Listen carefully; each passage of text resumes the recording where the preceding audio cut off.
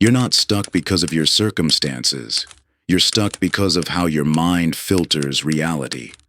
This audiobook will teach you how to shift your perception so you can finally experience the life you've been missing.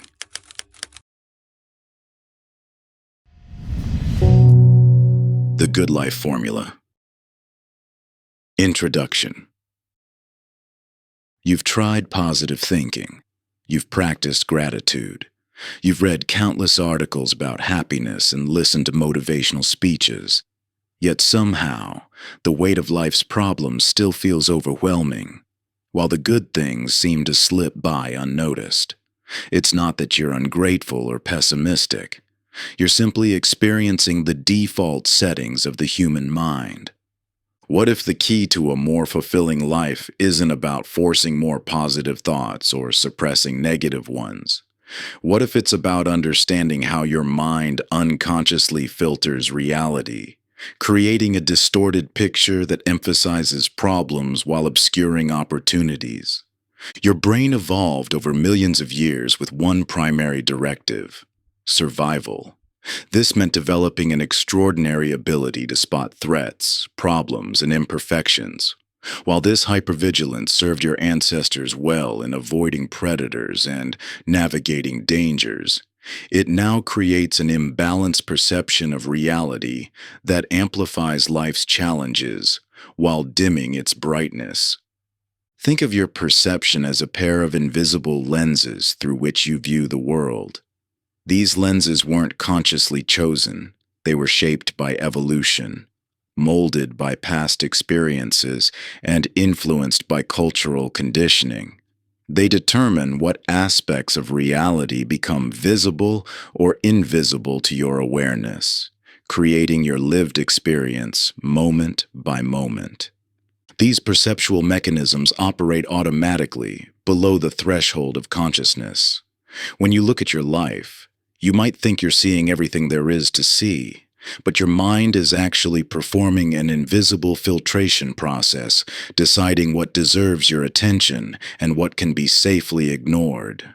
Unfortunately, this ancient programming often filters out much of the good while highlighting potential threats and problems. This book isn't about changing your circumstances or adopting a falsely cheerful outlook.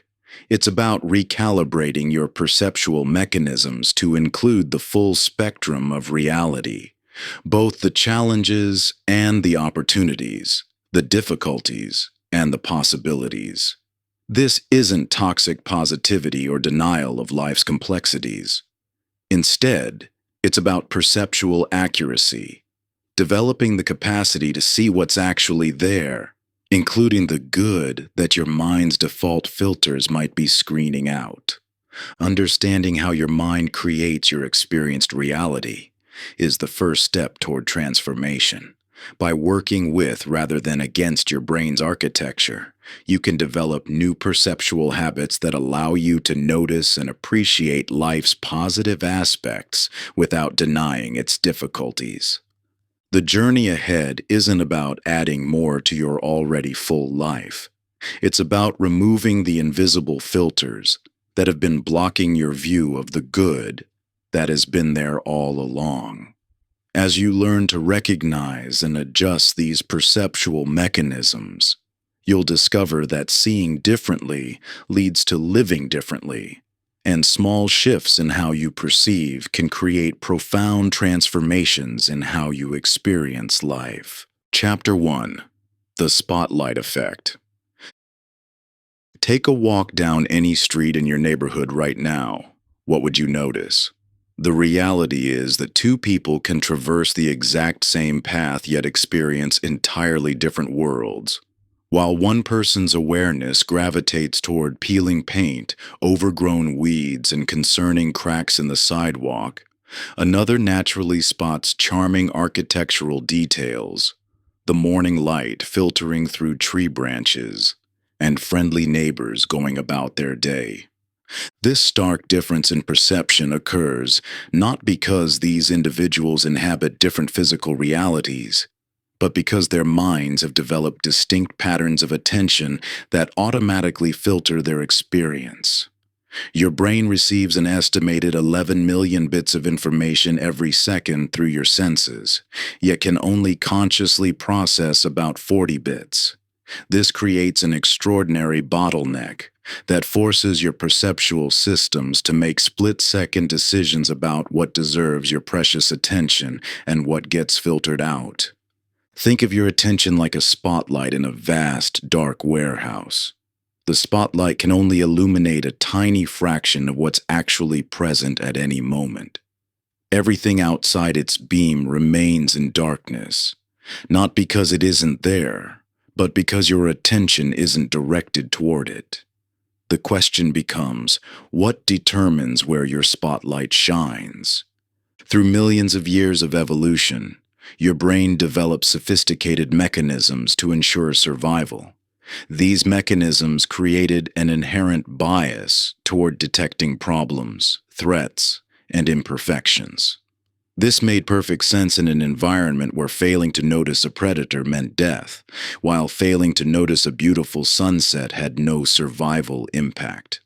However, this same attentional bias that kept your ancestors alive now creates significant suffering in modern contexts where physical threats are rare, but perceived threats are everywhere. Your attention patterns weren't consciously chosen. They were shaped by evolution, past experiences, and cultural conditioning. They operate automatically below the threshold of awareness, creating the illusion that you're seeing reality objectively when you're actually seeing a heavily filtered version based on what your brain has learned to prioritize. To experience this directly, pause for a moment and become aware of your current environment. Notice where your attention naturally goes first. Now deliberately shift your focus to something that was present but unnoticed just moments ago.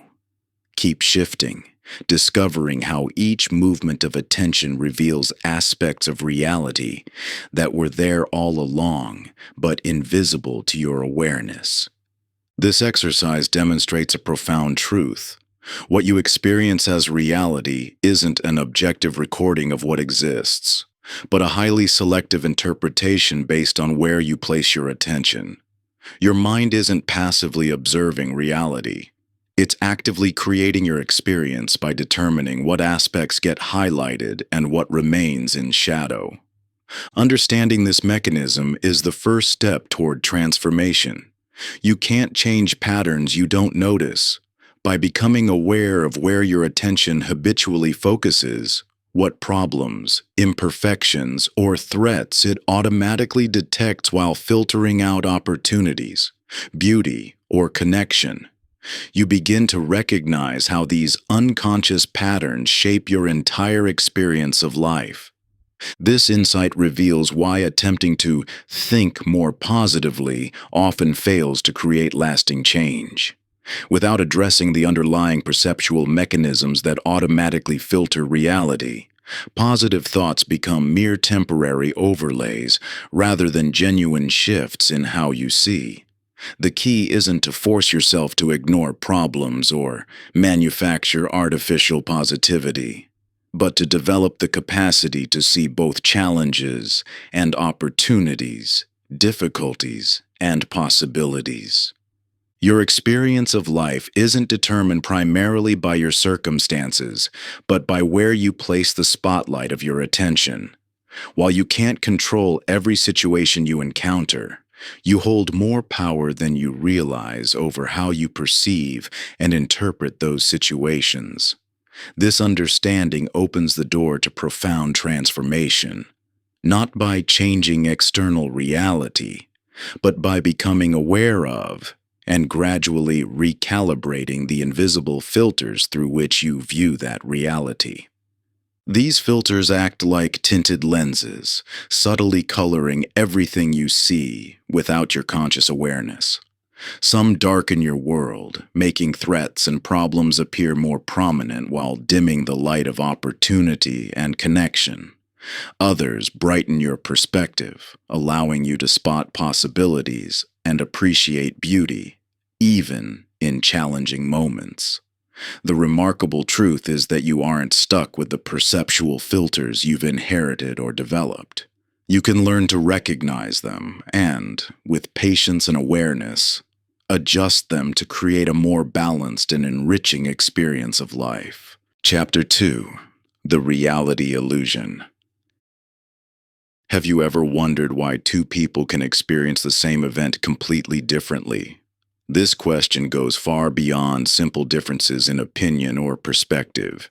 It points to a fundamental truth about human consciousness that modern neuroscience has only recently begun to understand.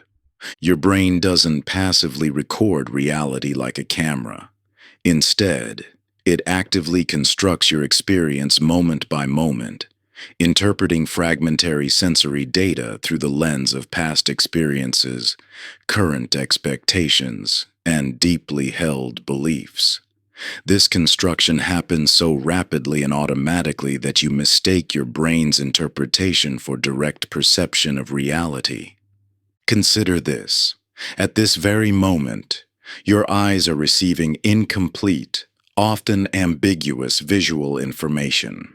Your retinas contain a natural blind spot where the optic nerve connects, a gap in your visual field that your brain seamlessly fills in without your awareness.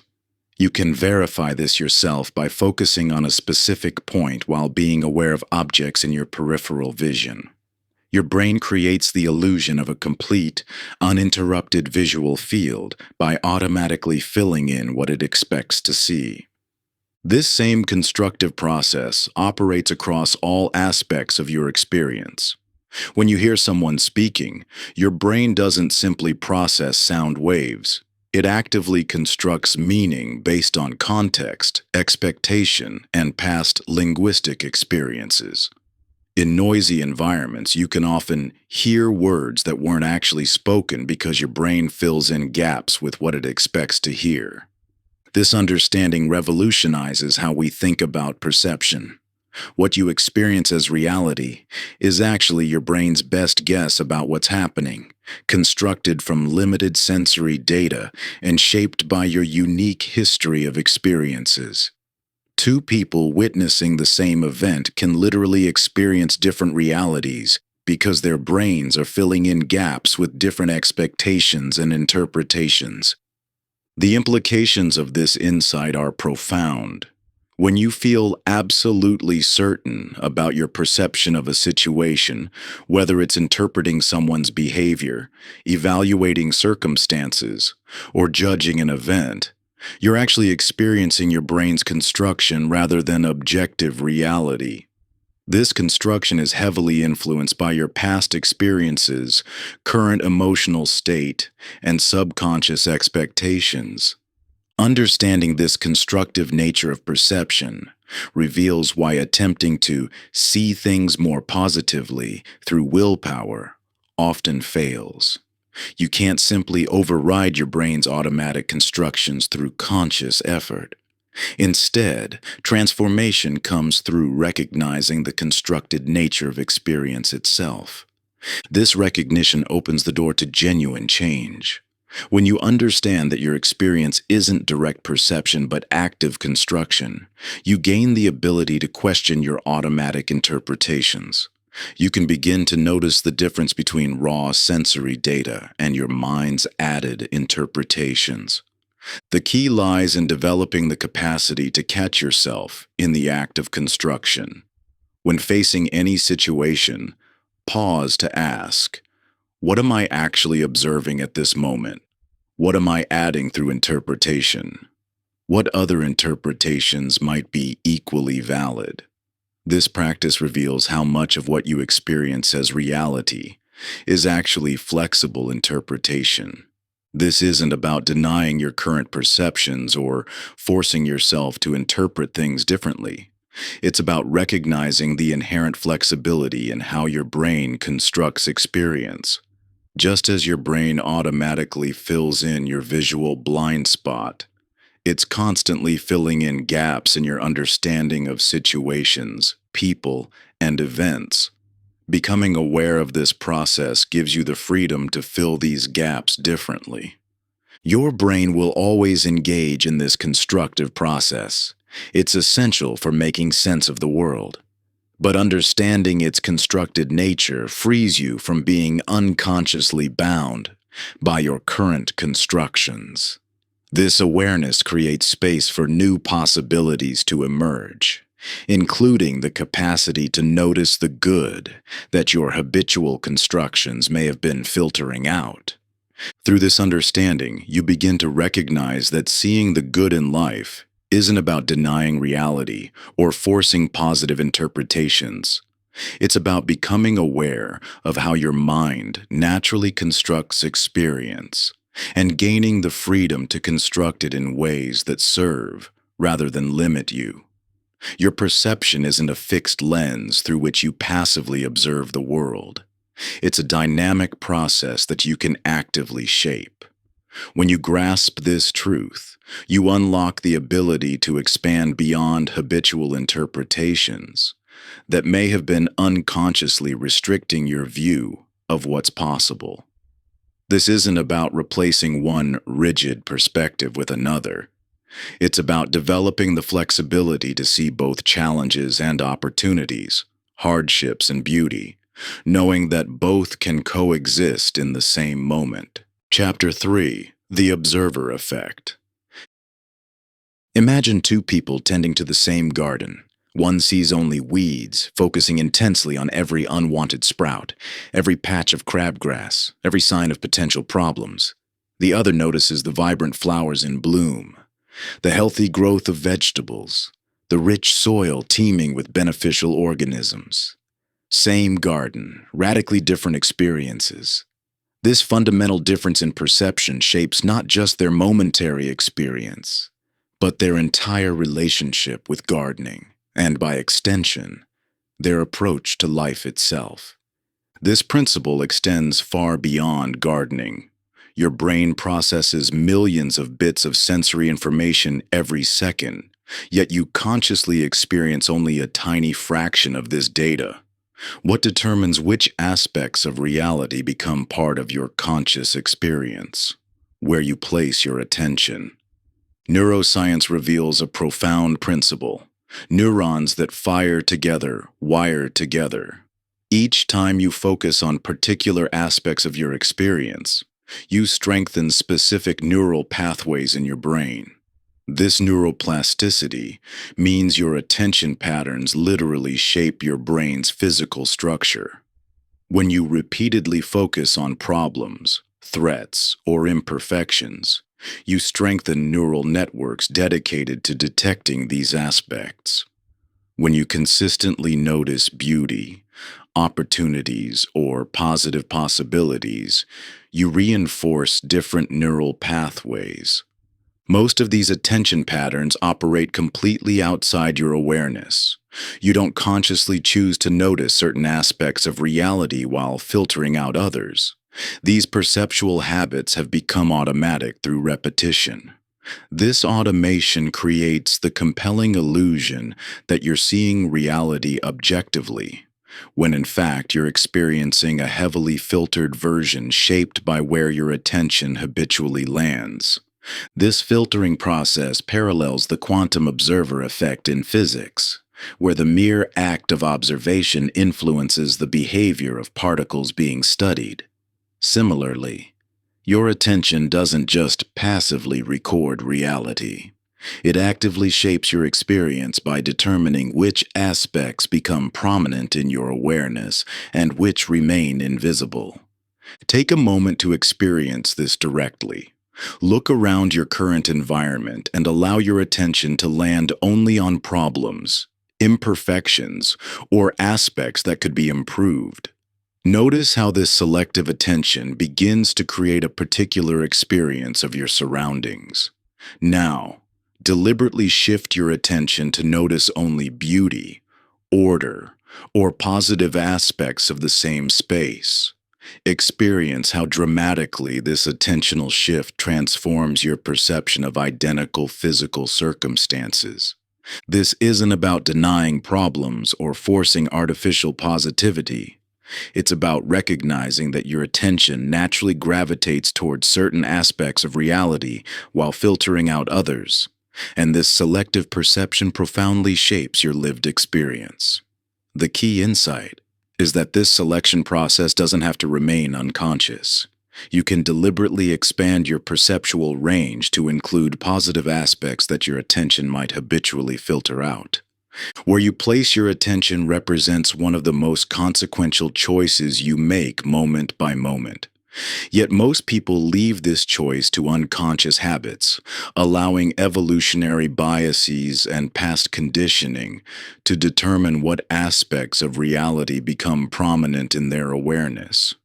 This default mode typically amplifies problems and threats, while filtering out opportunities and possibilities. A perceptual bias that served our ancestors well but creates unnecessary suffering in modern contexts. Understanding this principle transforms how you relate to your experience. Rather than being a passive recipient of whatever reality presents, you become aware of your role in constructing your experience through selective attention. This awareness itself begins to dissolve the illusion of purely objective perception, revealing how much freedom you actually have in shaping your lived experience through conscious direction of attention. Just as a gardener's experience transforms when they learn to notice not just weeds, but the entire ecosystem of their garden, your experience of life transforms when you recognize and begin working skillfully with the power of attention. This isn't about ignoring problems that need addressing. It's about expanding your perceptual range to include the full spectrum of reality, rather than remaining trapped in habitual patterns that filter out much of what's actually present. When you broaden your awareness beyond immediate concerns and automatic reactions, an entirely new dimension of experience opens up. You start noticing the interplay of light and shadow in ordinary moments, the subtle ways your body signals wisdom, and opportunities for growth hidden within challenges. What once appeared as isolated problems reveal themselves as parts of a larger tapestry of meaning and possibility. Chapter 4: The Negativity Bias. Your day starts wonderfully. You complete an important project, receive praise from colleagues, enjoy a delicious lunch, and share meaningful conversations. Yet one critical comment in the afternoon seems to erase all the good, leaving you fixated on that single negative moment. This isn't a character flaw or personal weakness. It's your brain doing exactly what evolution designed it to do. This tendency to give outsized attention to negative experiences stems from an ancient survival mechanism hardwired into your neural architecture. Throughout human history, failing to notice a threat could mean instant death, while missing an opportunity merely meant a lost chance. Those who possessed heightened sensitivity to danger were more likely to survive and pass on their genes, gradually sculpting a brain that instinctively prioritizes negative information. This evolutionary heritage creates what neuroscientists call the negativity bias, an unconscious but powerful distortion in how your brain processes information. Negative experiences activate more neural activity than positive ones of equal intensity. They're processed more thoroughly and stored more readily in memory. This creates an imbalanced perceptual system that amplifies problems while minimizing or completely filtering out positive aspects of experience. Think of your mind as an antivirus program running in the background of your consciousness. It constantly scans for threats, problems, and potential dangers, but you rarely get alerts when things are working properly.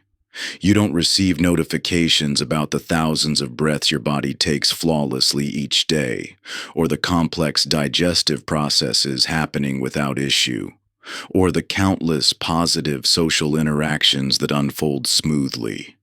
The system only demands your attention when it detects a potential threat or problem. This vigilance served your ancestors well in an environment where survival depended on constant threat detection. But in today's world, this same mechanism creates a persistent illusion that life contains more negative than positive elements, when the imbalance actually lies in your perceptual mechanisms rather than reality itself. Research in neuropsychology reveals that negative experiences stick to your mind like Velcro, while positive experiences slide off like Teflon. A single criticism can occupy your thoughts for hours or days through rumination, while multiple compliments may barely register unless you make a deliberate effort to take them in. This isn't because negative experiences are more real or meaningful. It's because your brain's threat detection systems give them preferential processing. Understanding this bias is crucial because it explains why simply trying to think positive often feels futile. You're working against millions of years of evolutionary programming. The solution isn't to fight this natural tendency, but to work with it intelligently, much like adjusting your stance to compensate for a persistent wind in golf. The key is implementing what we call the positivity pause, a deliberate practice of directing attention to positive aspects of experience that negativity bias typically filters out. This isn't about denying problems or forcing artificial optimism. Instead, it's about restoring perceptual balance by consciously registering the good that your brain's automatic filters might miss. When you feel negativity hijacking your attention, pause to broaden your perceptual field. Notice what's working well alongside what isn't. Acknowledge the resources, support, and opportunities present in the situation, even as you address legitimate challenges. This creates a more complete and accurate picture of reality rather than the distorted view that negativity bias naturally creates. Your brain's tendency to fixate on problems isn't a design flaw. It's a feature that helped your species survive. But in today's world, this ancient survival mechanism often creates unnecessary suffering by maintaining threat detection levels inappropriate for modern challenges. By understanding this mechanism, you gain the power to work with it consciously, rather than being unconsciously driven by it. Through consistent practice of the positivity pause, you can develop new neural pathways that balance your brain's natural negativity bias. This doesn't eliminate the bias, nor should it, as appropriate threat detection remains valuable. Instead, it creates a broader perceptual field that includes both challenges and resources, problems and possibilities, giving you a more complete and accurate view of your reality. As these neural pathways strengthen, you'll find yourself naturally noticing opportunities that were always present, but previously filtered out of awareness. Your brain will begin seeking signs of progress alongside problems, potential solutions alongside obstacles. This balanced perception allows you to navigate difficulties more effectively while maintaining access to your full range of resources and capabilities. You're not trying to override your survival programming. You're expanding its scope to include the wealth of positive information your mind typically discards. Chapter 5. The Tunnel Vision Trap. You're running late for a crucial meeting, trapped in unexpected traffic. As minutes tick by, your world begins to shrink. The spacious awareness that normally allows you to see multiple possibilities contracts into a narrow tunnel focused solely on the problem. Your heart races, your muscles tense, and your mind fixates on worst-case scenarios. Solutions that might be obvious in a calmer state become invisible. This isn't a failure of character or capability. It's your brain's automatic response to stress. When your nervous system perceives threat or pressure, it triggers a cascade of physiological changes designed to help you survive. blood flow redirects from your prefrontal cortex, the brain region responsible for broad perspective, creative problem solving, and possibility thinking, toward more primitive regions focused on immediate threat response. This biological shift literally narrows your perceptual field, creating a form of tunnel vision that forces you to see only problems while becoming blind to resources, opportunities, and context. Think of your perception like a spotlight. Under normal conditions, this spotlight illuminates a wide area, allowing you to see multiple aspects of your situation simultaneously. But when stress hormones flood your system, that spotlight narrows dramatically. The intensity of focus increases, but at the cost of peripheral awareness. Just as your pupils constrict in bright light, your perception constricts under pressure. This perceptual narrowing served your ancestors well when facing immediate physical threats. If a predator was approaching, you needed intense focus on the danger, not appreciation for the beautiful sunset. But in today's world, where most stressors are psychological rather than physical, this narrowing often becomes maladaptive. When facing work deadlines, relationship challenges, or financial pressures, tunnel vision prevents you from seeing potential solutions or available support. The impact becomes even more pronounced with chronic stress. When your nervous system remains in a prolonged state of activation, the perceptual narrowing becomes your default state. This explains why people facing ongoing difficulties often can't see the good, even when others point it out. Their stress-constricted perception literally filters it out of awareness. Your body's stress response affects perception through multiple mechanisms. Stress hormones like cortisol and adrenaline trigger rapid breathing, muscle tension, and heightened alertness. These physical changes cascade into psychological effects, creating a self-reinforcing cycle.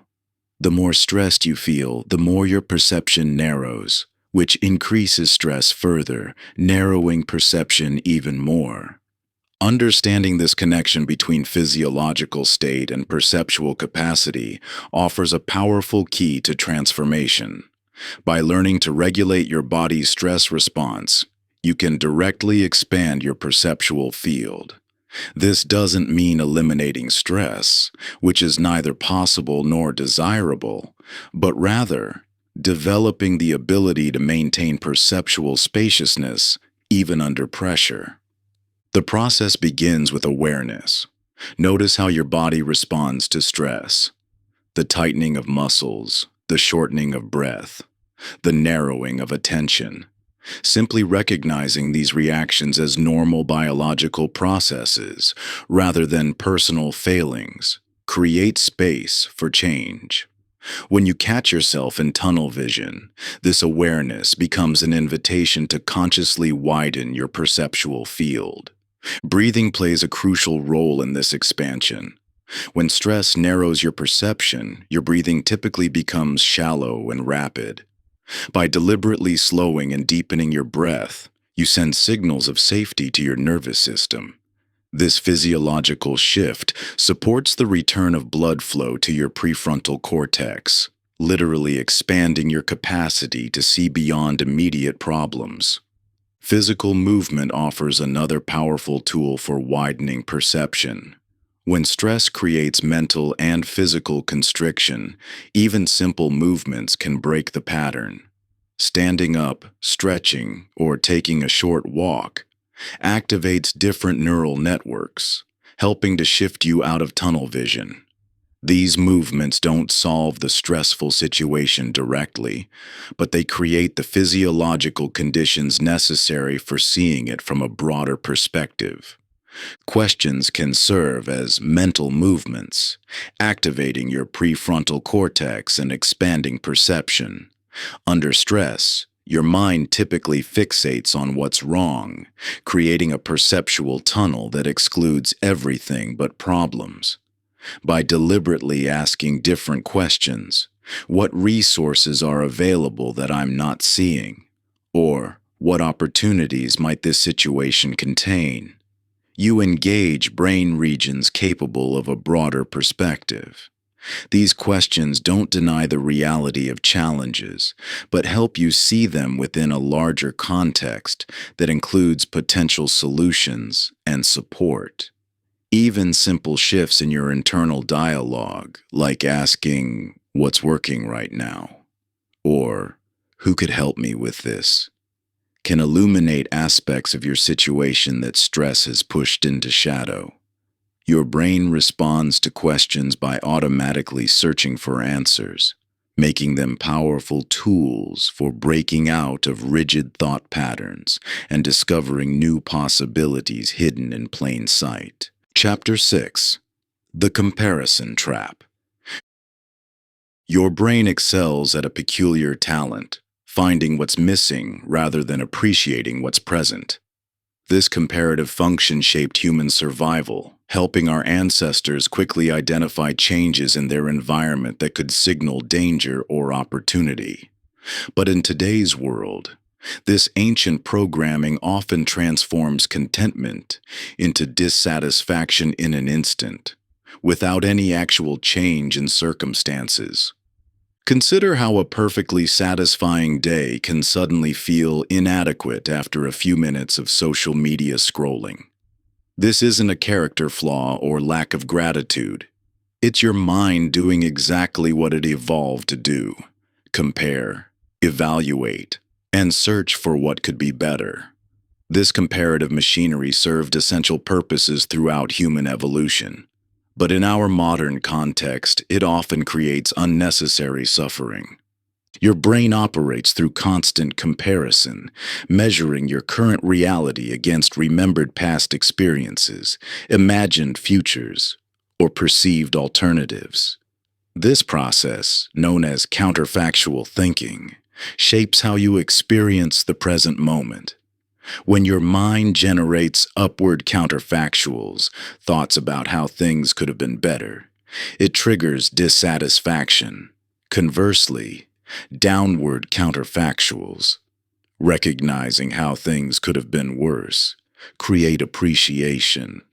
The challenge lies in your brain's natural tendency to generate far more upward than downward comparisons. This imbalance made sense for survival. Our ancestors needed to constantly identify potential improvements to stay alive and thrive. But today, this same mechanism can blind you to the abundance already present in your life. Social media dramatically amplifies this comparative suffering. Every scroll presents carefully curated highlights of others' lives, their best moments, carefully filtered and edited, against which you unconsciously measure your complete, unfiltered reality. This creates an inherently imbalanced comparison that can instantly transform contentment into inadequacy. The impact of this comparative thinking extends far beyond social media. Your mind constantly creates alternative scenarios about your career, relationships, achievements, and possessions. Each could have been or should be thought creates a gap between reality and possibility that can fill with dissatisfaction, regardless of your actual circumstances. Understanding this mechanism reveals something profound. Much of your dissatisfaction doesn't come from what's actually missing in your life, but from your mind's habitual creation of idealized alternatives. You can have objectively abundant circumstances, yet feel perpetually lacking if your attention consistently focuses on potential improvements rather than present benefits. This perceptual pattern has become so automatic that it operates largely outside awareness. You don't decide to compare your life to others or imagine better alternatives. Your mind does this automatically, creating an experience of lack even in the midst of plenty. This unconscious process explains why simply trying to be more grateful often fails. You're working against deep neural pathways designed to find what's missing. The key to transformation lies not in suppressing this comparative function, that's neither possible nor desirable, but in consciously directing it. Your mind will make comparisons. That's what minds do. But you can choose which comparisons to focus on and cultivate. When you notice yourself engaging in upward comparison, measuring against something better, you can deliberately shift to downward comparison, recognizing how things could be worse. This isn't about settling for less or denying aspirations, but about maintaining perspective and appreciation while pursuing growth. The practice involves regularly asking yourself perspective-shifting questions. What do you have right now that you once wished for? What aspects of your current reality would seem like luxuries to your past self? What do you take for granted that others might desperately wish for? What would you deeply miss if it disappeared tomorrow? This increased awareness of your mind's comparative nature creates choice where there was once only an automatic reaction. You can't stop your mind from generating comparisons, but you can choose which ones to entertain and which to let pass. This conscious direction of attention transforms your experience without requiring any change in external circumstances. Modern life constantly bombards you with images and messages designed to trigger upward comparison, highlighting what you lack rather than what you have. But understanding this mechanism gives you the power to redirect your attention, choosing comparisons that foster appreciation rather than amplification of perceived inadequacies. Your social media feeds, advertisements, and even casual conversations often push you toward measuring yourself against idealized versions of success, beauty, and achievement. Yet this same comparative faculty that can drag you into discontent also holds the key to profound gratitude when properly directed. You might notice how focusing on those with more leaves you feeling hollow, while remembering those with less awakens genuine appreciation for what you possess. This isn't about diminishing others' achievements or ignoring your aspirations. It's about consciously choosing where to place your precious attention in ways that serve rather than sabotage your well-being. Chapter 7. The Reticular Activating System. Your perception system has a fascinating quality that profoundly impacts how you experience life. When you buy a new car, that same model suddenly appears everywhere, not because more of these cars suddenly materialized on the road, but because your brain's filtering system has been programmed to notice what was previously filtered out of awareness. This filtering system, known scientifically as the Reticular Activating System, RAS, serves as the neurological gatekeeper of your perception. Every second, millions of bits of sensory information bombard your nervous system. Sounds, sights, physical sensations, smells. Your conscious mind can only process a tiny fraction of this information, so the RAS determines what reaches awareness and what remains filtered out. Think of your RAS, Reticular Activating System, as a sophisticated perception computer that's continuously running complex filtering algorithms. These algorithms developed through evolution to ensure survival by highlighting potential threats and opportunities while filtering out irrelevant information. However, these filters don't operate according to what would benefit you most. They work based on what you've programmed them to find significant. This programming happens automatically through your patterns of focus, the language you use, and the questions you habitually ask yourself. When you constantly worry about problems, complain about difficulties, or ask problem-focused questions, you're essentially writing code that tells your RAS to scan reality for more problems and difficulties. Similarly, when you express gratitude, notice beauty, or ask possibility-focused questions, You're programming your perception filter to illuminate the positive aspects of your experience. The RAS explains why two people can look at exactly the same situation and see entirely different realities. Each person's filtering system allows through only what they've trained it to find significance, while filtering out aspects that don't match their programming, regardless of how beneficial those aspects might be. Your RAS takes its cues from your thoughts, emotions, and particularly your questions. When you ask yourself, why do things always go wrong?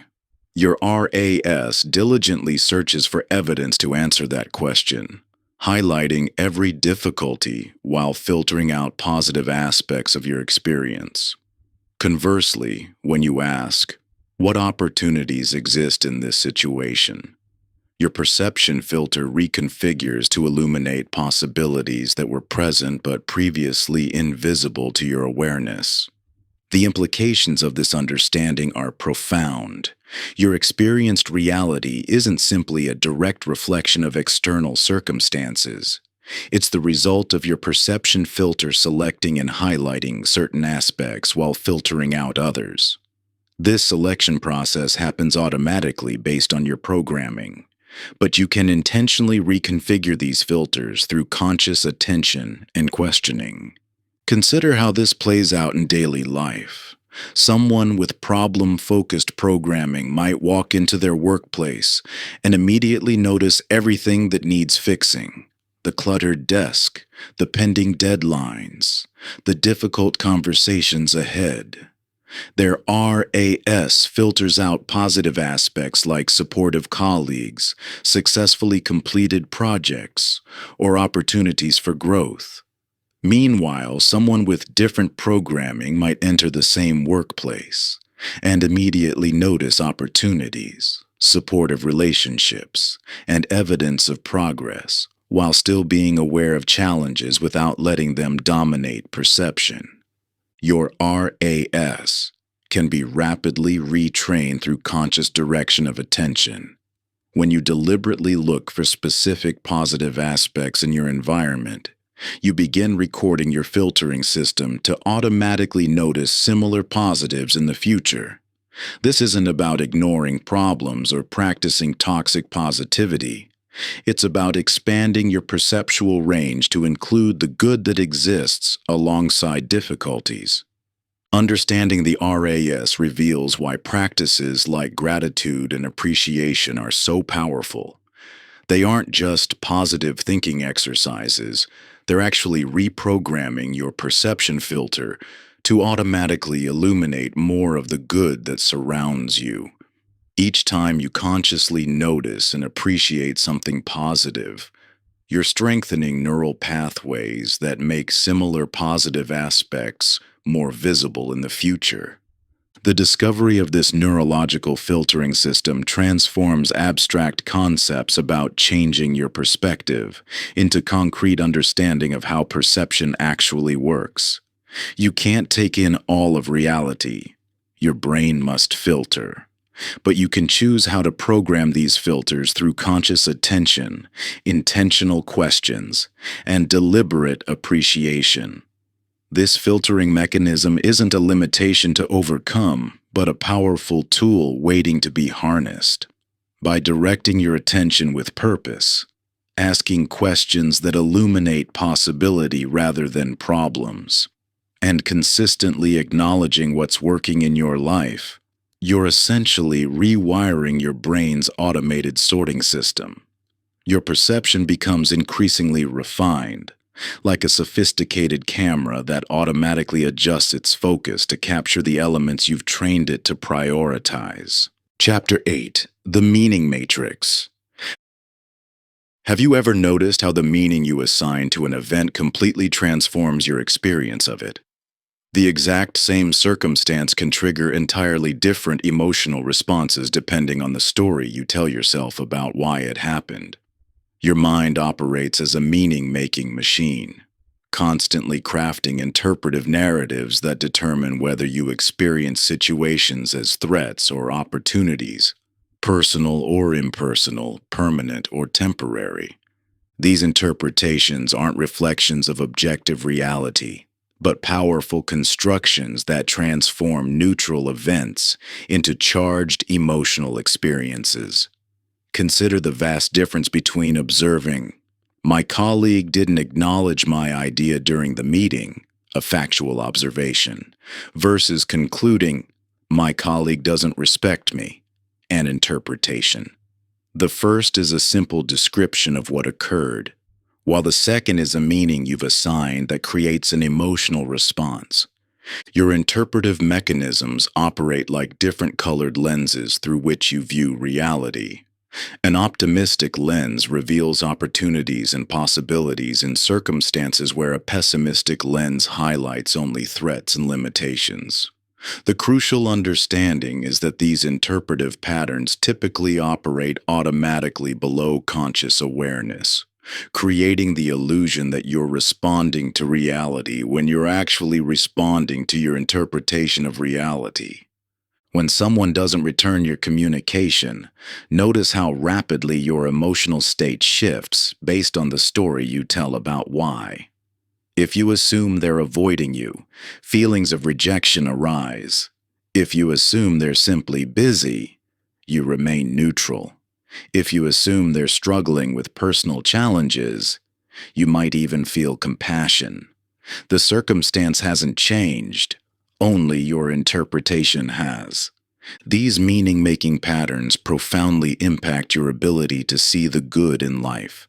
When you habitually interpret events through threat-focused or problem-oriented lenses, you literally cannot see the opportunities, growth potential, or silver linings that exist in those same situations. Your interpretive framework determines what aspects of reality become visible or invisible to your awareness. The key to transforming your experience lies in becoming conscious of these automatic interpretations and developing flexibility in the meanings you assign.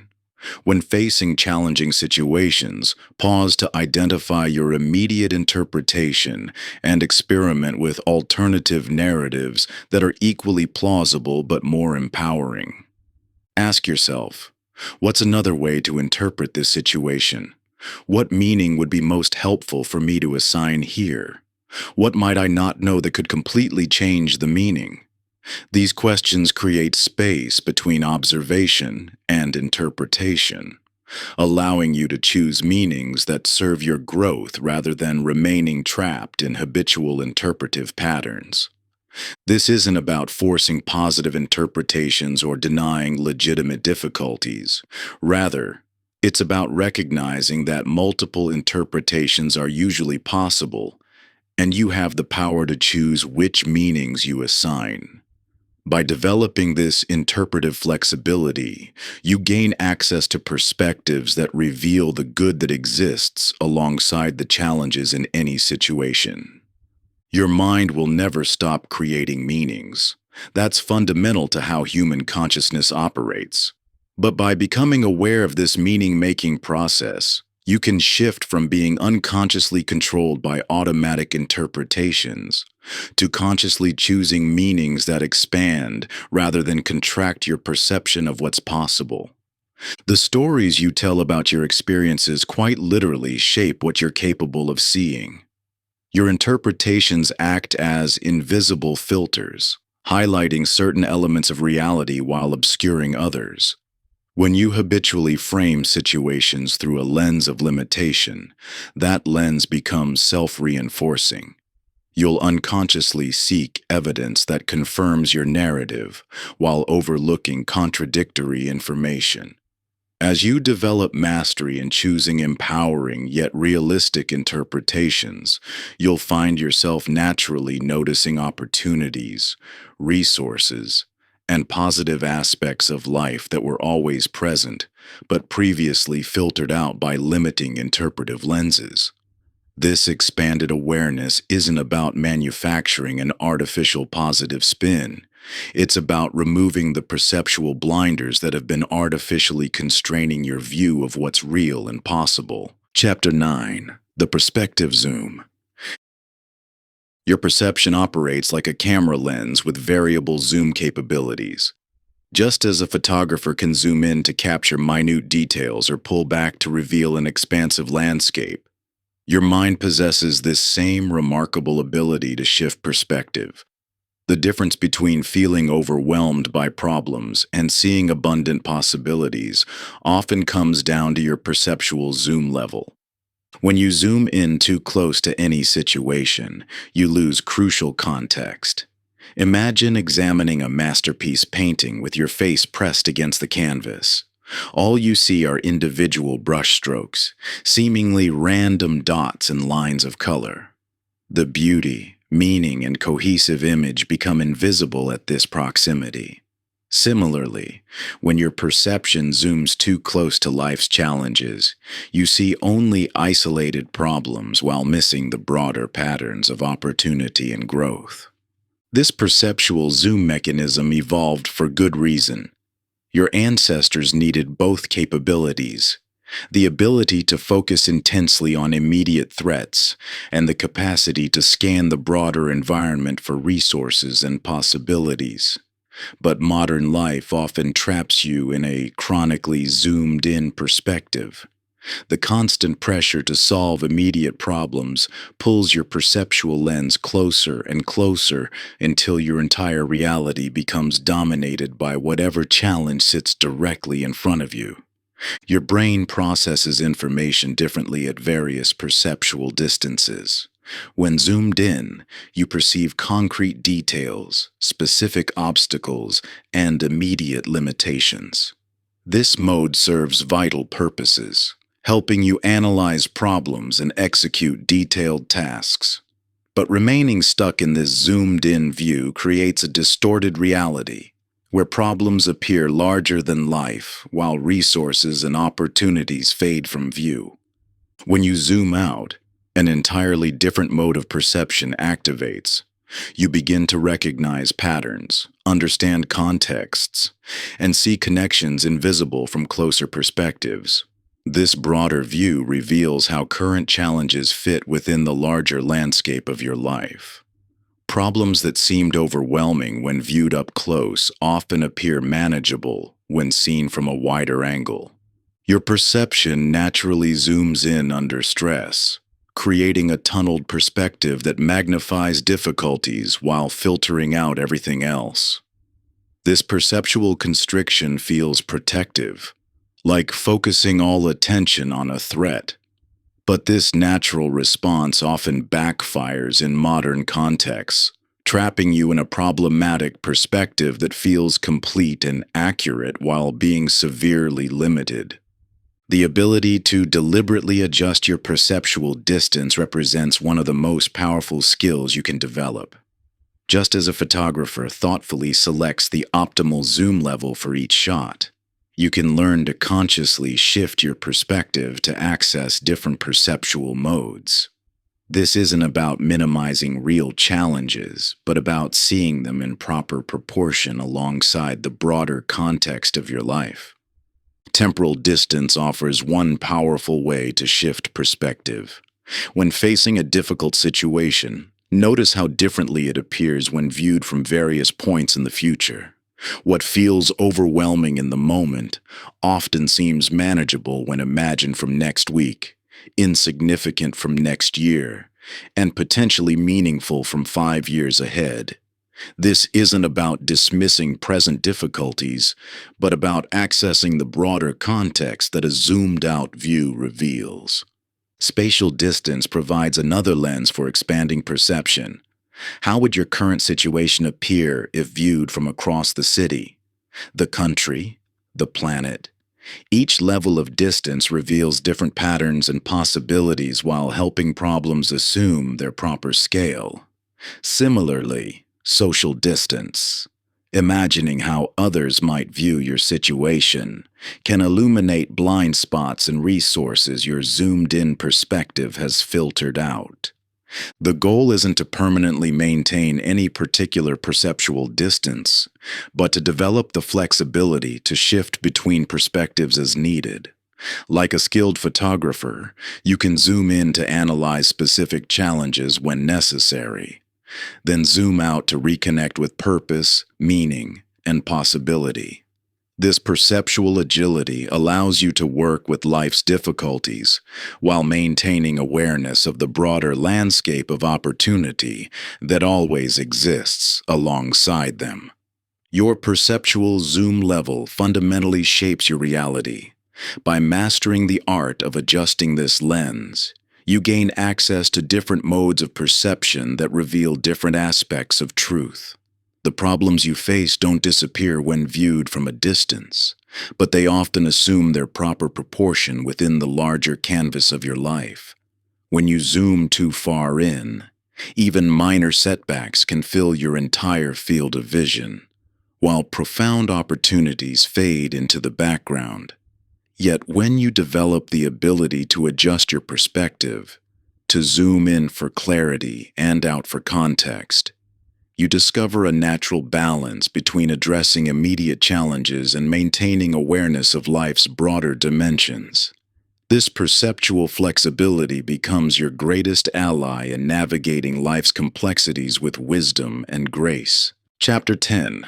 The Appreciation Loop. Your brain is constantly being shaped by where you place your attention, yet most people remain unaware of this transformative power. When you walk down a street, climb stairs in your office building, or sit in traffic, your attention determines not just your experience, but actually rewires your neural pathways to make similar perceptions more likely in the future. Consider two people walking the same path at sunset. One rushes forward, mind consumed with tomorrow's challenges, while the other pauses to absorb the sky's transformation. Same physical reality, yet dramatically different experiences. This difference isn't just about momentary awareness, it's actively shaping their future capacity to notice beauty and meaning. Neuroscience reveals something remarkable. When you consciously appreciate something positive, you strengthen neural circuits that make similar positive aspects more likely to enter your awareness in the future. Your brain physically changes through this process of conscious appreciation, creating what neuroscientists call experience-dependent neuroplasticity. This creates what you can think of as an appreciation loop. Each moment of conscious appreciation strengthens neural pathways that make future appreciation more likely.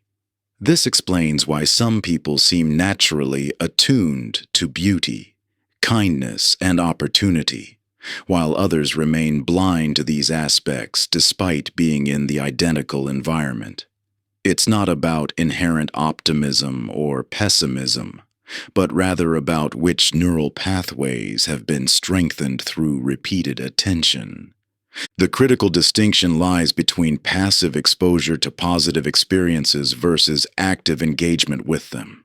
Simply having positive experiences isn't enough to create lasting neural change. Your brain requires conscious attention and emotional engagement to forge new neural pathways. This is why you can pass 1,000 beautiful sunsets without being changed by them, if you never pause to truly take them in. Your brain possesses an extraordinary capacity for noticing intricate detail and beauty when you give it full attention. Take any ordinary object in your environment right now. When you really look, not just scanning but truly attending, you'll discover layers of complexity, subtle variations in color and texture, interesting patterns and relationships that were invisible to your habitual perception. This capacity for appreciation isn't limited to visual beauty. You can strengthen neural pathways for noticing kindness, experiencing gratitude, recognizing opportunity, and feeling connection. Each time you consciously engage with these positive aspects of experience, you're literally rewiring your brain to make similar noticings more automatic in the future. The practice of savoring becomes essential here, deliberately extending and amplifying positive experiences rather than rushing past them. This isn't about duration, but about depth of engagement. A few seconds of full attention creates more lasting neural change than hours of passive exposure. Throughout your day, you can create brief appreciation pauses, moments where you step out of the automatic pilot to consciously engage with something positive in your experience. This might be the warmth of sunlight on your skin, the taste of your morning coffee, a moment of connection with a stranger, or the satisfaction of completing a task. The key is emotional engagement, really feeling the positive aspect rather than just intellectually noting it. When you combine attention with emotional resonance, you create the conditions for neural rewiring. This doesn't require adding anything new to your life, but rather engaging differently with what's already present. You can strengthen these neural pathways through deliberate practice at the end of each day by reflecting on 3 specific positive experiences. The emphasis here is on specificity, not just "I had a good day," but recalling precise moments, allowing yourself to re-experience them emotionally. This reinforces the neural patterns that made those positive noticings possible. Your attention is like water that gradually carves channels through rock. Every moment of conscious appreciation deepens these channels, making it increasingly natural for your awareness to flow in these directions.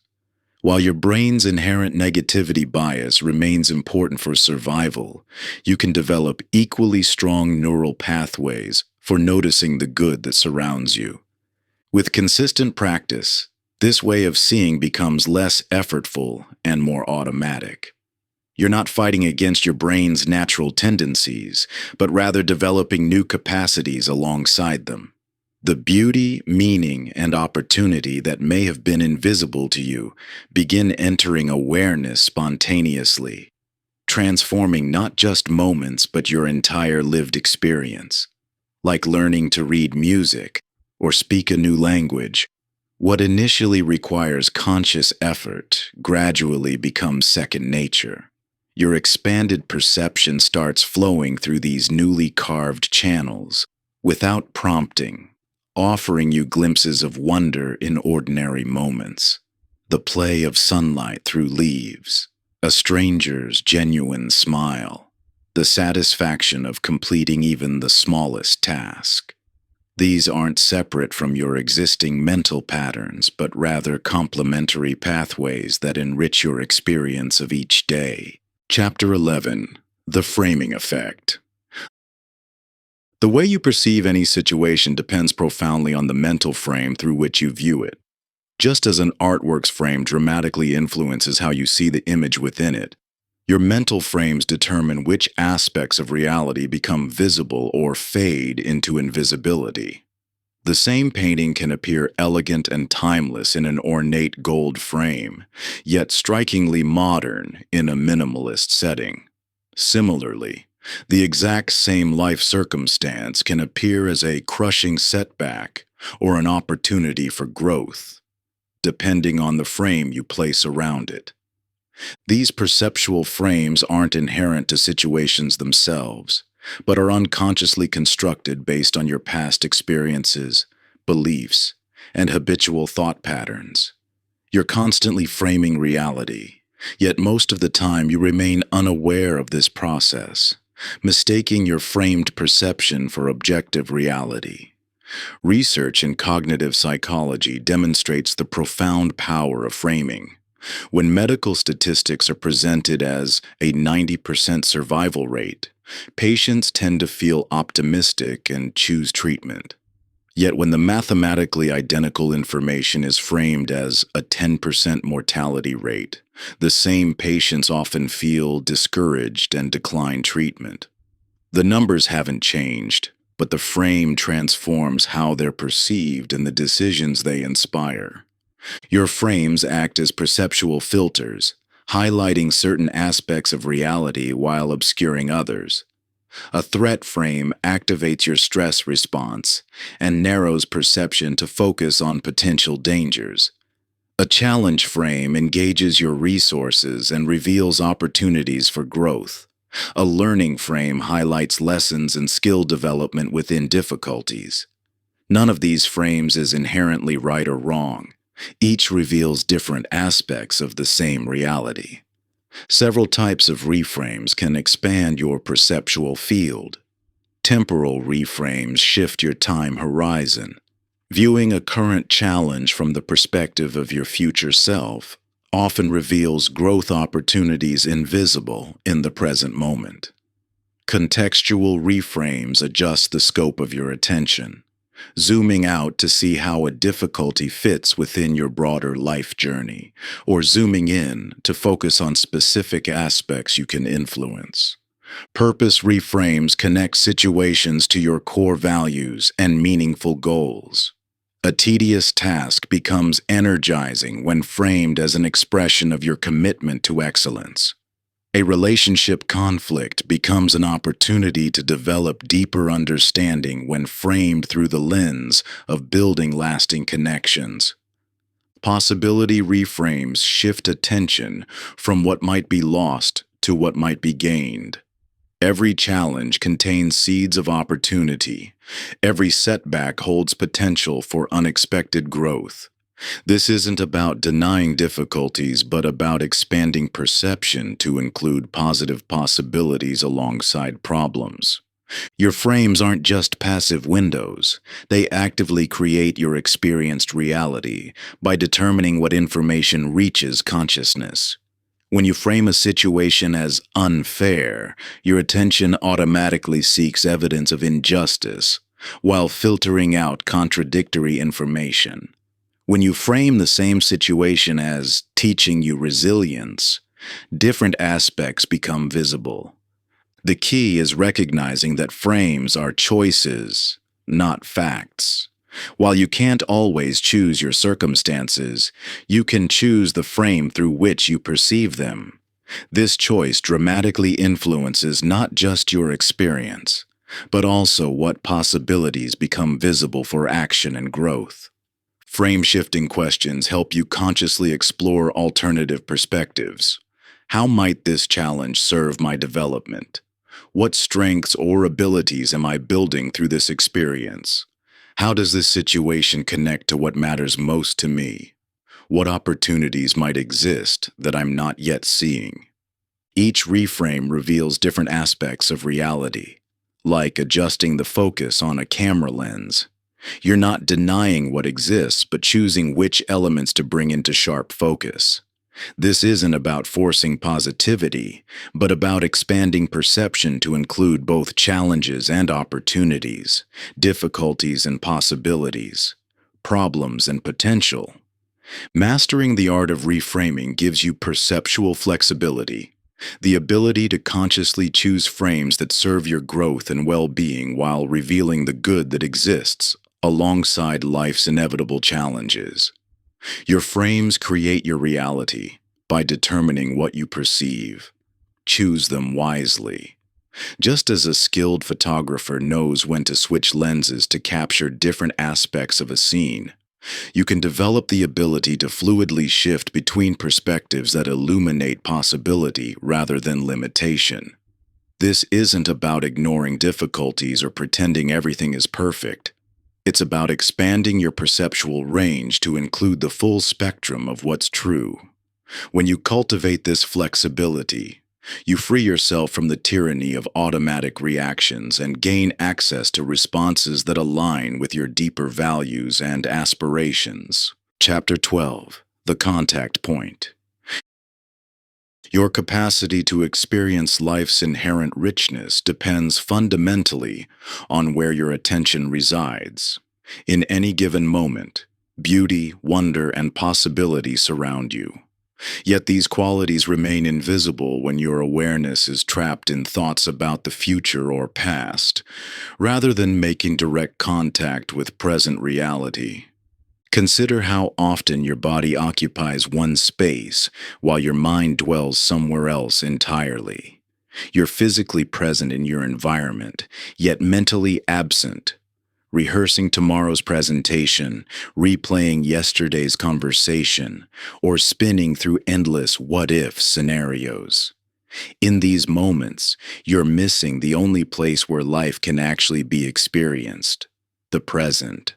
This mental time traveling serves important functions: planning, learning from experience, solving problems.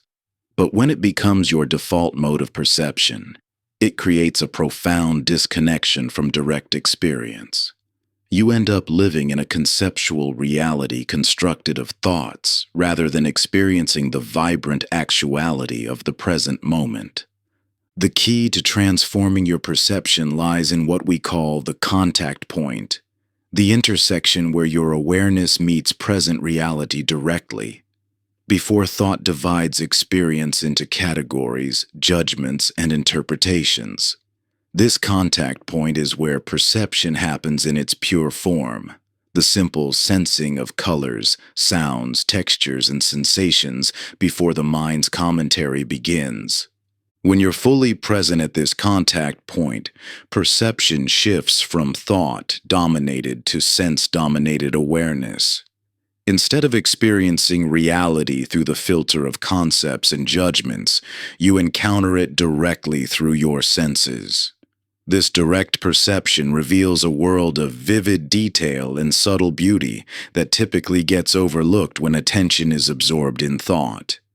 The difference between thought-based and direct perception parallels the distinction between studying water molecules and actually quenching your thirst. Understanding water's chemical composition serves a purpose, but it's fundamentally different from the direct experience of cool liquid touching your lips and satisfying your thirst. Similarly, thinking about life differs profoundly from directly experiencing it. Your sensory awareness provides a natural gateway back to present moment perception. Right now, bring your full attention to the sensations in your hands. Notice temperature, pressure, tingling, weight, whatever qualities are present in direct experience. As you maintain this simple attention, notice how thinking naturally recedes and direct experience comes into sharper focus. This shift from conceptual to direct perception doesn't require emptying your mind or stopping thoughts. Instead, it involves changing where you place your primary attention, from the stream of mental commentary to the direct sensations of present experience. This perceptual shift reveals the good that always exists in the now, typically hidden beneath layers of thought about what's wrong, what's missing, or what might go wrong in the future. Throughout your day, your senses offer constant invitations back to present moment awareness. The warmth of sunlight on your skin, the complex flavors of your morning coffee, the subtle sounds in your environment. Each sensation provides an anchor that can bring your attention back from thought-dominated perception to direct experience. The key lies in catching yourself when you're lost in thought and gently redirecting attention to sensory awareness. This isn't about maintaining constant present moment awareness. That's neither possible nor necessary. Instead, it's about developing the capacity to notice when you're caught in thought and choose to return to direct perception. Each time you make this shift, you strengthen your ability to step out of mental patterns that pull you away from life as it unfolds. Your wandering mind isn't a mistake to fix. It's simply an opportunity to practice coming back to the vivid reality of your immediate experience. The more you embrace these moments of recognition, the more natural this perceptual shift becomes, creating a rhythm between thought and presence that enriches your entire day. Chapter 13. The Challenge Reframe. When facing an unexpected setback or crisis, your initial perception naturally focuses on what's being lost, damaged, or threatened. This isn't wrong. It's your brain's evolutionary response designed to help you respond to threats. Yet this immediate threat-focused perception often creates a powerful illusion that the difficulty you're facing is purely negative, containing nothing but loss and limitation. Post-traumatic growth research reveals a fascinating paradox. Many people who face significant life challenges later report that these very difficulties catalyze profound positive transformations in their lives. This isn't about denying the genuine pain and challenge of difficult experiences. Rather, it points to a deeper truth about how challenges often contain seeds of opportunity invisible to initial perception. Your brain's negativity bias creates immediate tunnel vision during difficulties, focusing solely on threats and problems while filtering out potential opportunities, resources, and growth possibilities. This perceptual narrowing served vital evolutionary purposes when facing immediate physical threats. Focusing purely on danger increased survival chances. But in modern contexts, this same perceptual mechanism often blinds you to the transformative potential hidden within challenges. Think of pressure's dual nature in the physical world. The same intense pressure that can crush also creates diamonds. Intense heat that can destroy also transforms and strengthens. Similarly, life's pressures often forge your greatest strengths and most valuable qualities, not despite the difficulty but because of it. This isn't about forcing artificial positivity onto genuinely difficult situations. It's about expanding your perceptual field to recognize that most challenges contain both negative and positive potential, even when initial perception reveals only the negative. Just as an expert gemologist sees potential in rough stone that appears worthless to untrained eyes, developing the capacity to perceive opportunity within difficulty requires training your perceptual systems. Time often reveals benefits and opportunities that were invisible during the initial experience of challenges. This isn't because these positive aspects didn't exist initially, but because threat-focused perception filtered them out. Understanding this pattern creates openness to the possibility that current challenges might similarly contain hidden benefits, not yet perceivable. Research in post-traumatic growth highlights several common areas where people report positive transformation through difficulty: enhanced personal strength, deeper relationships, greater appreciation for life, clearer sense of priorities, and discovery of new possibilities. These aren't compensatory benefits that make the difficulty worth it, but rather transformative potentials that existed within the challenge itself. The key lies in holding both realities simultaneously, the genuine difficulty of challenges and their potential positive aspects, without denying either. This expanded perception doesn't minimize legitimate suffering or engage in toxic positivity, but rather acknowledges the full complexity of how difficulties can simultaneously stress and strengthen, challenge, and transform. Practical techniques for revealing opportunity within difficulty start with questions that expand perception beyond initial threat focus. What strengths might this difficulty be developing in me? What doors might this be opening that weren't visible before? How might I be growing through this experience? What resources or support am I discovering that I didn't know I had? These questions don't deny the challenge, but rather illuminate aspects filtered out by threat-focused perception. They create perceptual space to recognize both the difficulty and its transformative potential. This expanded perception doesn't make challenges easier, but it makes them more navigable by revealing resources, opportunities, and growth possibilities alongside the undeniable difficulties. Understanding that your initial perception of challenges is naturally filtered through negativity bias helps you resist the illusion that this narrow, problem-focused view represents complete reality.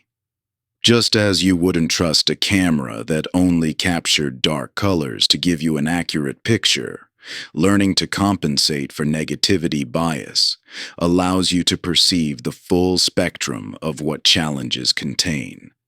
This capacity for expanded perception doesn't come naturally.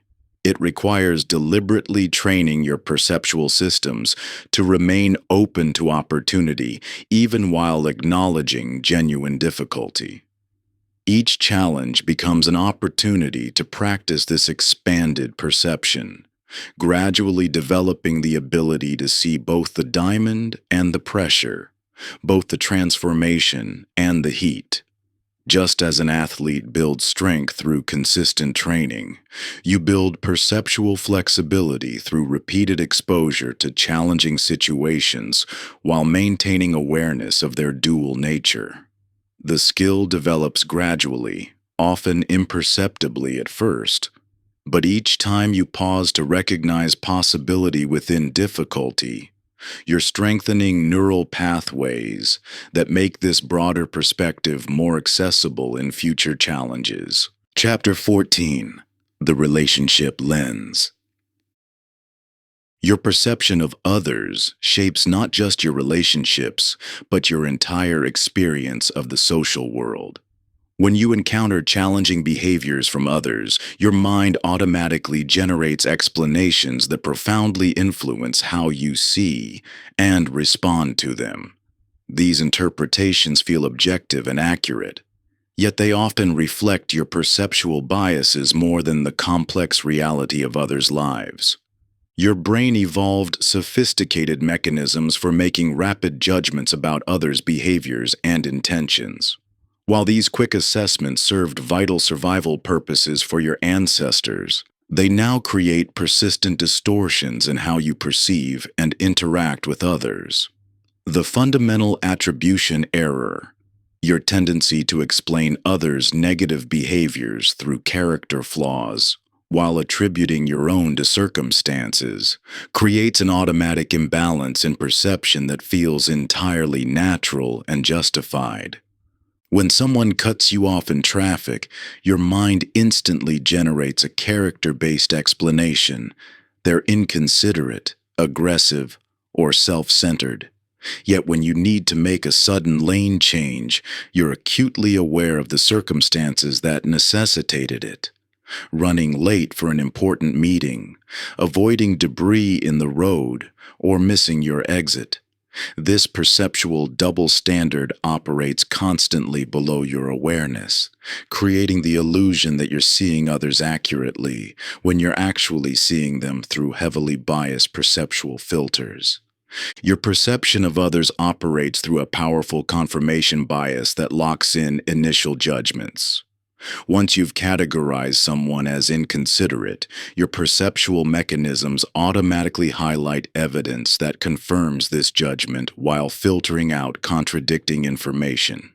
Small gestures of consideration go unnoticed while every instance of perceived inconsideration adds to the confirmation file.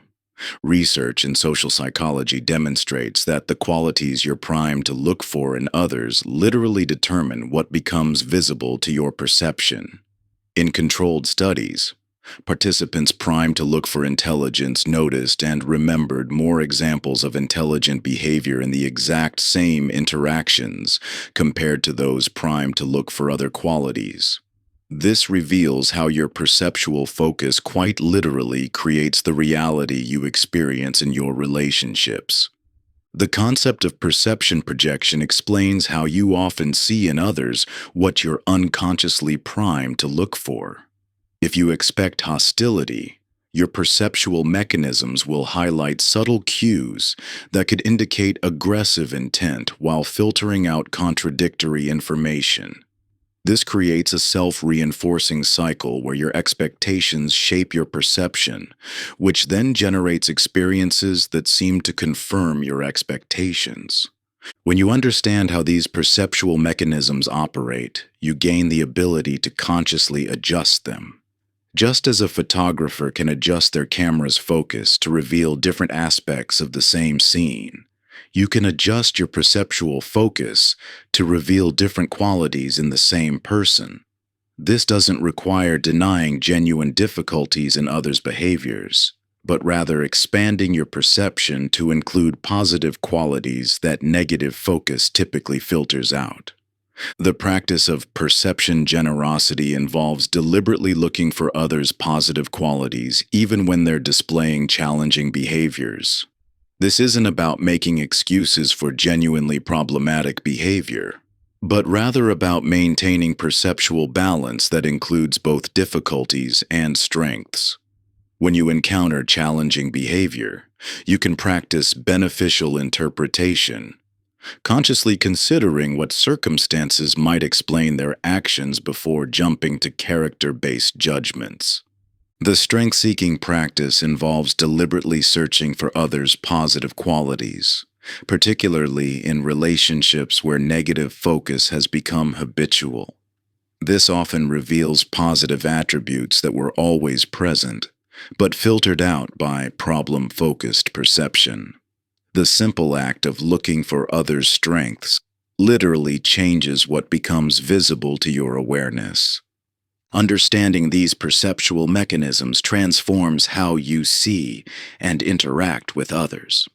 Rather than being trapped in automatic judgments and reactive interpretations, you gain the ability to consciously adjust your perceptual focus. This creates the possibility of seeing both challenges and strengths, maintaining balanced perception even in difficult interactions. You begin to notice how your initial interpretations of others' behavior often say more about your perceptual habits than their actual character. Each interaction becomes an opportunity to broaden your awareness, to look beyond surface-level judgments and glimpse the fuller reality of who they are.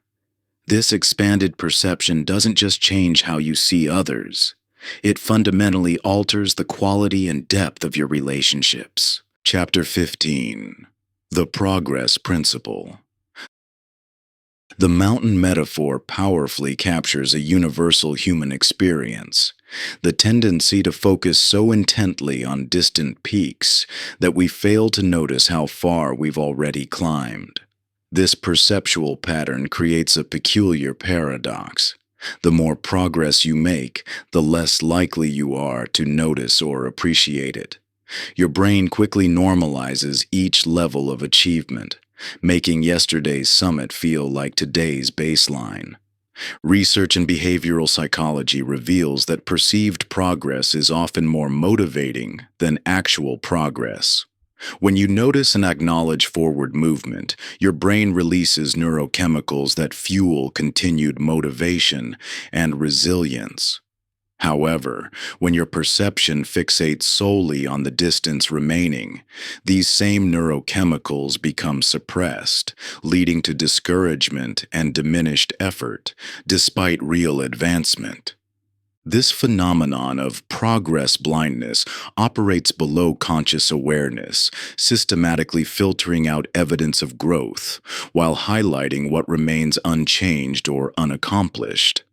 Like a photographer adjusting exposure settings, your mind automatically dims completed milestones while brightening unmet goals, creating an artificially imbalanced picture of your journey. Modern achievement culture amplifies this perceptual distortion by emphasizing constant striving over acknowledgement of growth. The prevailing message that you should always be reaching for more, while valuable for driving advancement, often creates a perceptual environment where never enough becomes the dominant experience, regardless of actual accomplishment. The neuroscience behind progress perception reveals why this happens. Your brain's reward systems are activated not by absolute achievement, but by the recognition of forward movement. When you fail to consciously register progress, these reward systems remain dormant despite real advancement, creating an experience of stagnation even amid substantial growth. This perceptual mechanism developed for survival purposes, constantly scanning for what needs attention rather than celebrating what's working well. In ancestral environments, this vigilance for unmet needs served a vital function, However, in modern contexts focused on continuous improvement, this same mechanism often creates unnecessary suffering by making progress invisible while amplifying perceived shortfalls. The impact of progress blindness extends beyond motivation into overall well-being. When your perception consistently filters out evidence of advancement, it creates a distorted reality where effort seems futile despite clear indicators of growth. This perceptual pattern can lead to burnout, as you push yourself harder while failing to register the gains that would naturally fuel continued momentum. Your brain's natural tendency to adapt to improvements, known as hedonic adaptation, further compounds progress blindness. Each achievement quickly becomes the new normal, creating a perpetual sense of not there yet, regardless of how far you've come. This adaptation served evolutionary purposes by keeping ancestors striving for better conditions, but now often prevents you from recognizing and drawing motivation from genuine progress. Understanding this perceptual mechanism reveals why traditional goal-setting approaches often backfire. When focus remains fixed on the end target without conscious attention to incremental gains, your brain's progress detection systems fail to register the very movement that would sustain motivation.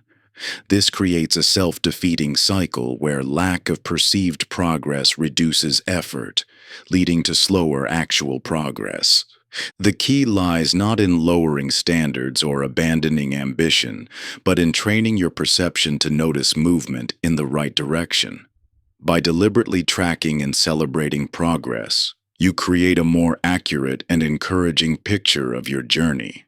This isn't about artificial positivity, but about correcting a natural perceptual bias that makes growth invisible. Developing systems to track progress provides concrete evidence that can override automatic progress blindness.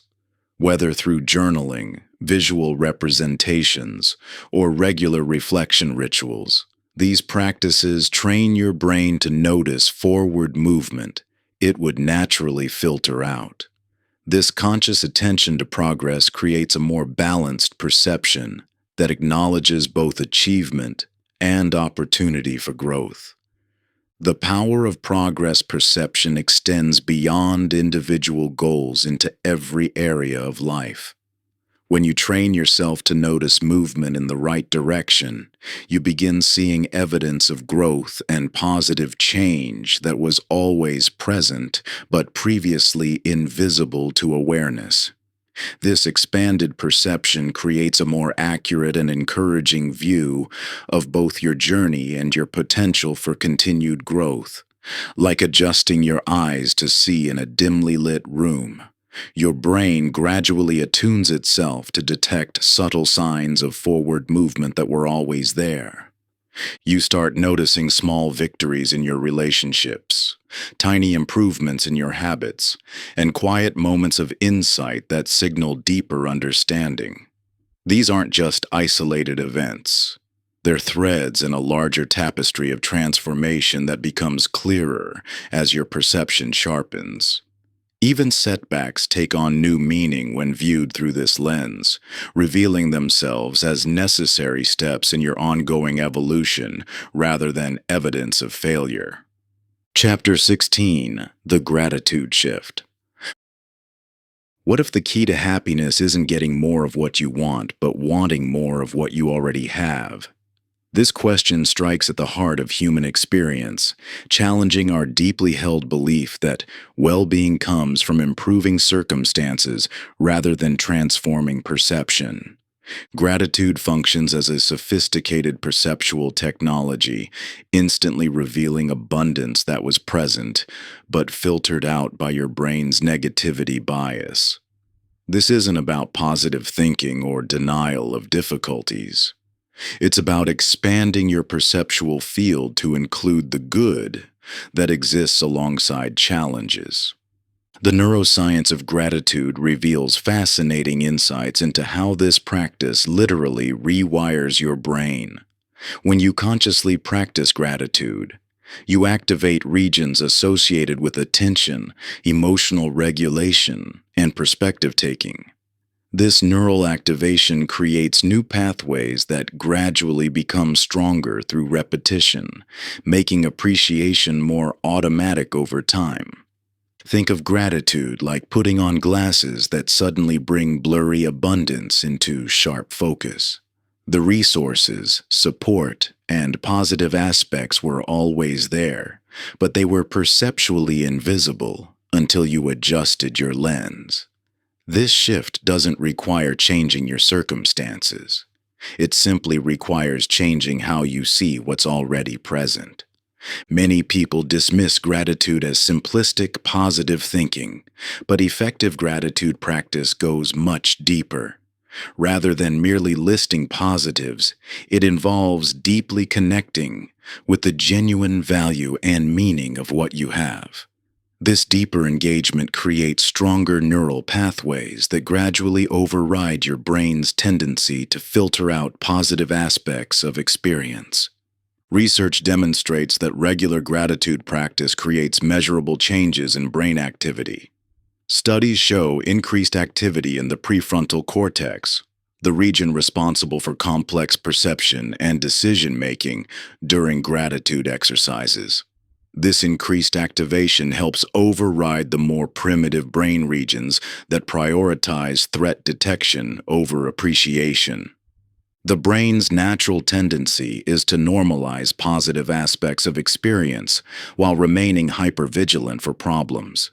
This makes sense for survival, but creates unnecessary suffering in modern life by making you blind to the good that surrounds you.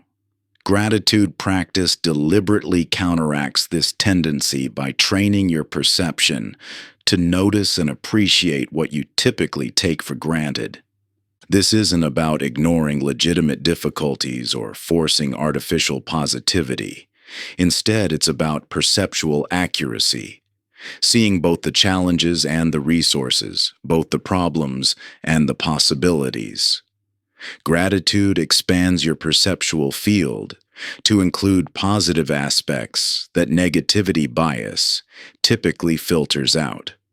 The most powerful gratitude practices often involve briefly imagining the loss of something you take for granted: health, relationships, basic comforts, and then receiving it back. This perceptual shift triggers a surge of genuine appreciation by breaking through the numbness of familiarity that often blinds you to the value of what you have. Transforming complaints into appreciation offers another powerful practice. When you catch yourself complaining, pause to ask, "What could I appreciate about this situation that I'm currently overlooking?" This doesn't deny the validity of the complaint, but expands your perception beyond problem focus to include positive aspects you may be filtering out.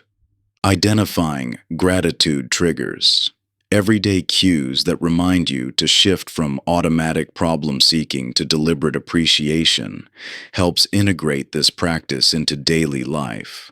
These triggers might be common activities like stopping at red lights, drinking water, or receiving text messages. Each trigger becomes an opportunity to shift from automatic perception to conscious appreciation.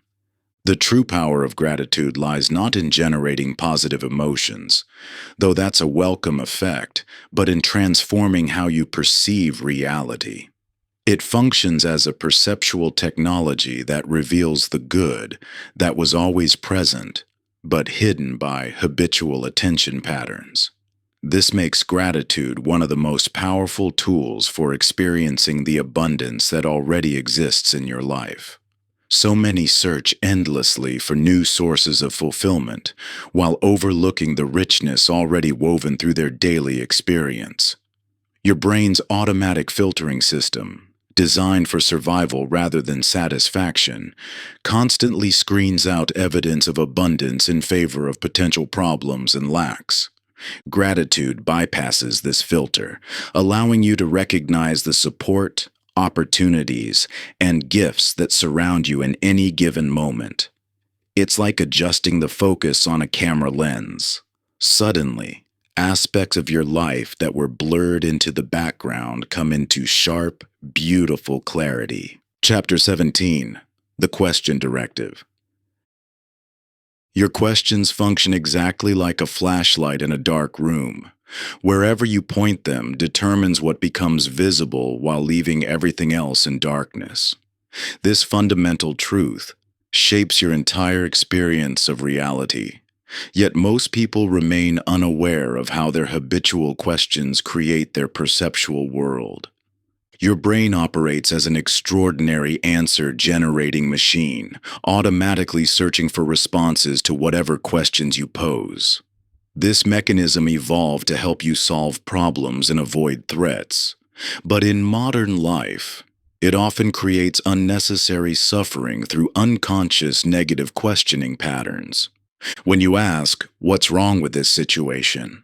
your brain immediately highlights problems, deficiencies, and potential threats. It's not lying or distorting reality. It's simply doing its job by answering the question you posed. Those problems may genuinely exist, but they're not the only reality present. Ask instead, "What's working well?" and your brain just as faithfully reveals resources, opportunities, and positive aspects in the exact same circumstances. The quality of your questions quite literally determines the quality of your life. Problem-focused questions like, "Why does this always happen to me?" or "What could go wrong?" create perceptual tunnels that illuminate only limitations and difficulties. These questions feel natural because they align with your brain's negativity bias, but they create a distorted picture of reality that excludes positive aspects. Possibility-focused questions like, "What opportunities might this contain?" or "How might this serve my growth?" expand your perceptual field to include resources and potential. These questions don't deny problems, but rather expand your vision beyond them to include the full spectrum of what's present. Most importantly, your questions shape what you perceive before you're even consciously aware of perceiving anything. They function as invisible filters, pre-selecting what aspects of reality become visible to your awareness. This is why two people can experience the same situation completely differently. Their habitual questions are illuminating different aspects of the same reality. The profound implications of this understanding become clear when you realize that most people's questioning patterns operate on autopilot, shaped by evolution, past experiences, and cultural conditioning rather than conscious choice. You're constantly asking questions but rarely choosing them deliberately. You can experience this directly by noticing how your perception shifts when you change from "What's difficult about my life right now?" to "What's working well in my life right now?" The same external reality remains unchanged, but entirely different aspects become visible with each question. This isn't positive thinking or denial. It's simply illuminating different parts of what's actually present. The power of questions extends beyond mere observation to actively shape your possibilities for action. When you ask, "Why can't I?" your brain dutifully supplies reasons for limitation. Ask, "How could I?" and it immediately begins generating potential pathways forward.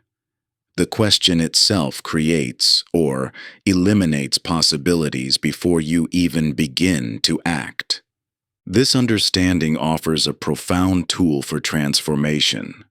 By becoming conscious of your habitual questions and deliberately crafting new ones, you gain significant influence over your experienced reality. You can't control all your circumstances, but you can control which aspects of those circumstances become visible through your questioning patterns. To harness this power, start noticing the questions you habitually ask in challenging situations. These default questions often reveal themselves through internal dialogue. Why me? What's wrong? What if it gets worse?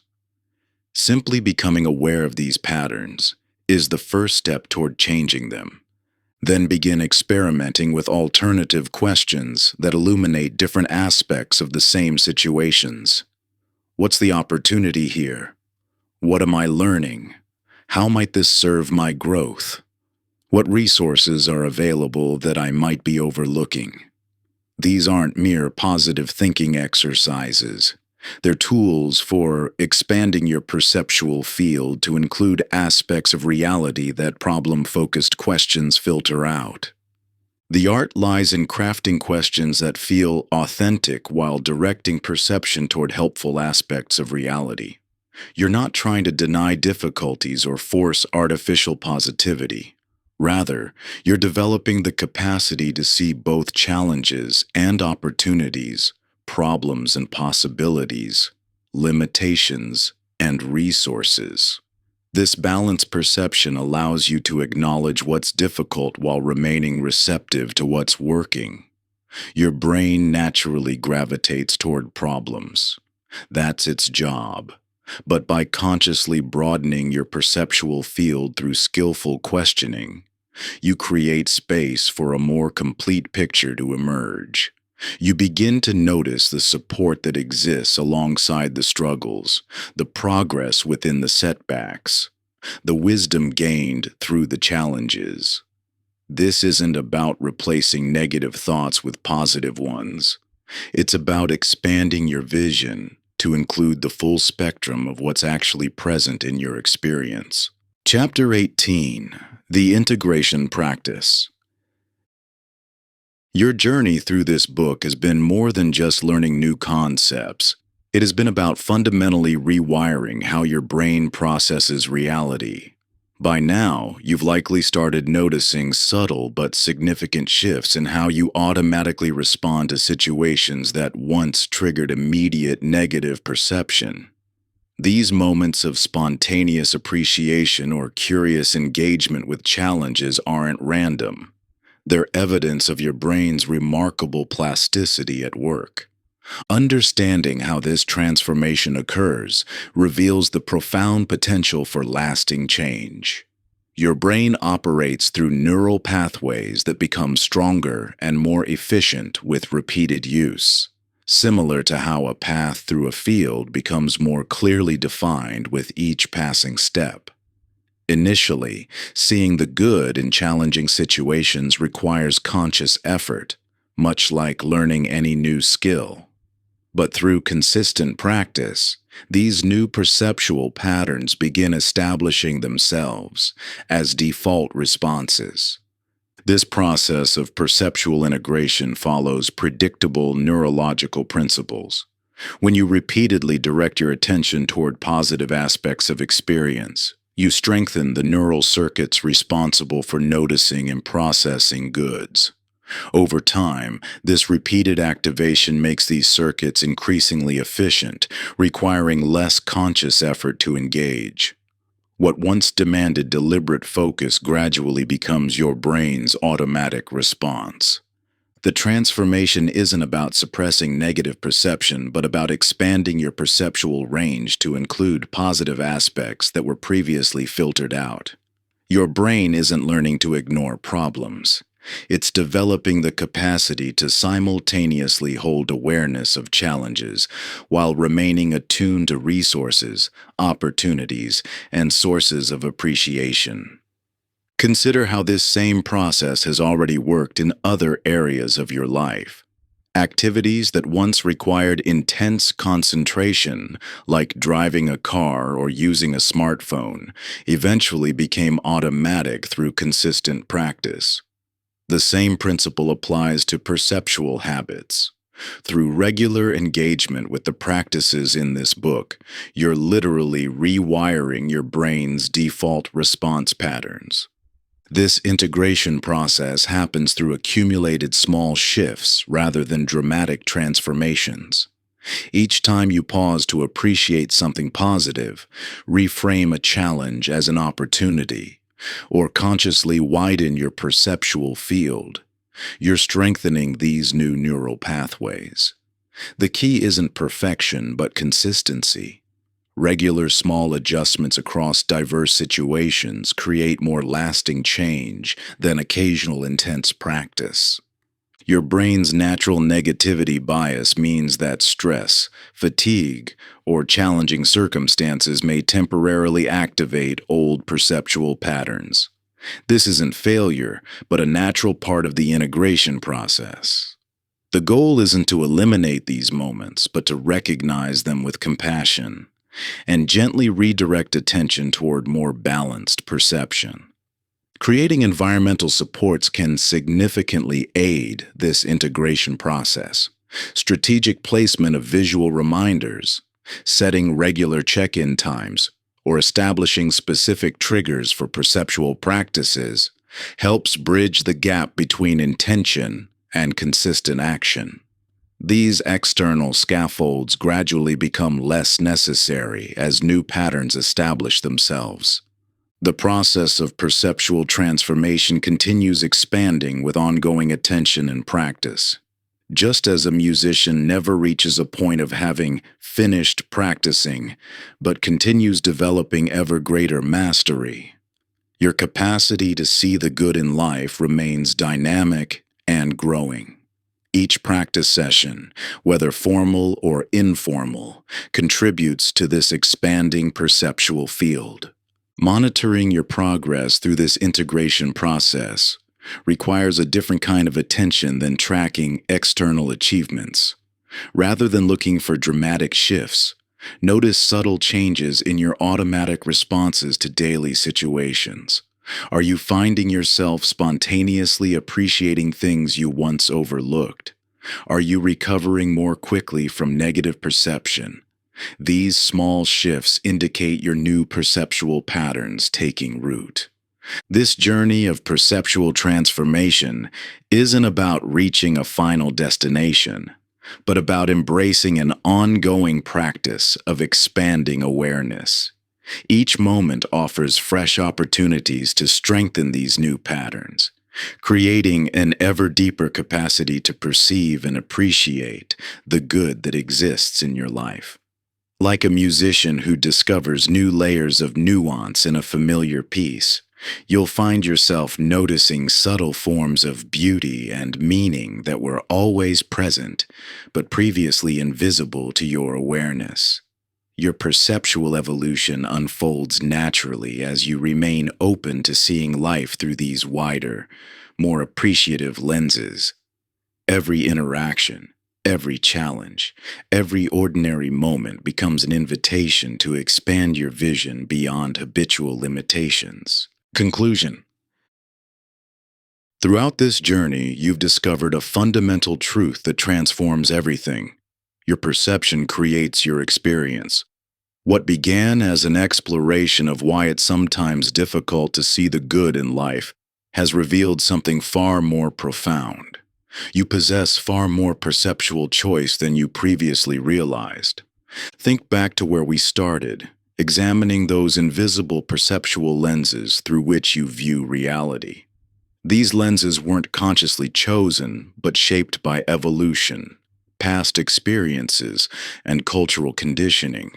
Now you understand how to clean, adjust, and change these lenses to reveal dimensions of reality that were previously filtered out. Implementing these perceptual practices requires ongoing effort. Your mind's negativity bias will continue to assert itself through habitual attention patterns. This isn't a flaw, but an ancient survival mechanism doing exactly what it evolved to do. Yet each small perceptual shift creates momentum for further change, gradually rewiring neural pathways to make positive perception increasingly automatic. Remember that seeing the good in life isn't about denying difficulties or adopting naive positivity. It's about expanding perception to include the fullness of reality, including the beauty, opportunity, and meaning that negativity bias typically filters out.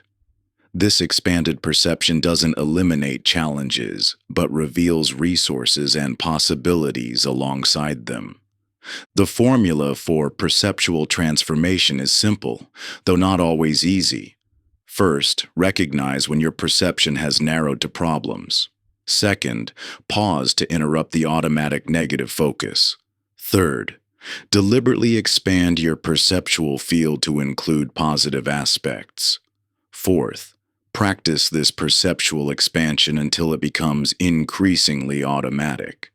You'll forget these practices sometimes, especially when facing challenges. This is natural and expected. The key isn't perfection, but consistent return to these tools whenever you notice your perception is narrowed. Each return strengthens the neural pathways of expanded awareness. Transformation doesn't happen in dramatic leaps, but through consistent small shifts. Each time you pause to appreciate something positive, reframe a challenge as an opportunity, or consciously widen your perceptual field, you're rewiring your brain's default responses. You've always been the creator of your experience reality through where you place your attention, the meanings you assign, and the questions you ask. But you've been doing so unconsciously. The power lies in making this creative process conscious and intentional. Remember, the capacity to see the good in life isn't something to be attained in the future, but a natural ability that's been obscured by perceptual habits. By recalibrating these perceptual mechanisms, you're rediscovering your innate capacity to experience the richness, beauty, and possibility that has been present all along. Your journey of perceptual transformation doesn't end here. It continues expanding with each conscious choice to see differently.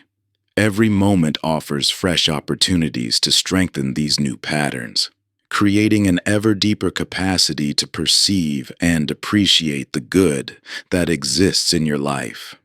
Thank you for listening to my audiobook. You've taken the first step. Now go write your story. Thank you for listening to my audiobook. You've taken the first step. Now go write your story, one action at a time. You've got this.